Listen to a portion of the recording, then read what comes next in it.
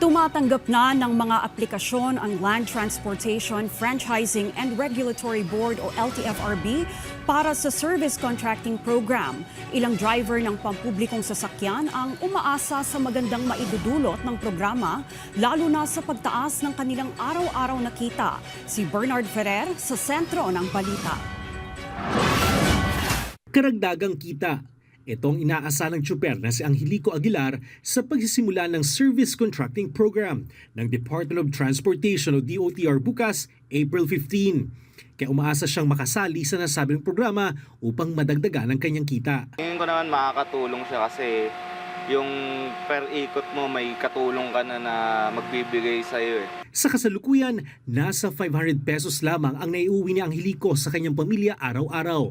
Pero dahil sa rollback sa presyo ng produktong petrolyo, umaasa siyang madaragdagan ito ng 200 pesos. Samantala, nagsumite na ng aplikasyon ng grupong Pasang Mazda upang makasali sa Service Contracting Program.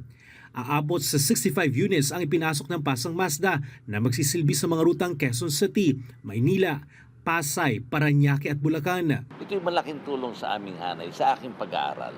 And at the same time, pati ang ating mga commuters ay mapuproteksyonan. Inaasa nga abot sa 1,200 pesos ang kikitain ng mga tsuper kada araw, habang ang mga operator ay makatatanggap din ng karagdagang kita na makatutulong sa kanilang mga gastusin. Tumatanggap na ng mga aplikasyon ng Land Transportation, Franchising and Regulatory Board o LTFRB para sa mga bus na gagamitin sa EDSA Carousel at mga feeder route. Sakop din ng programa ang mga UV Express at modern jeepney sa buong bansa, gayon din ang mga modern at traditional na jeepney sa Metro Manila at iba pang urban areas sa mga lalawigan. Maaaring mag-apply online ang mga kwalipikadong operator sa pamamagitan ng land-based SCP registration system na may mga sumusunod na requirements.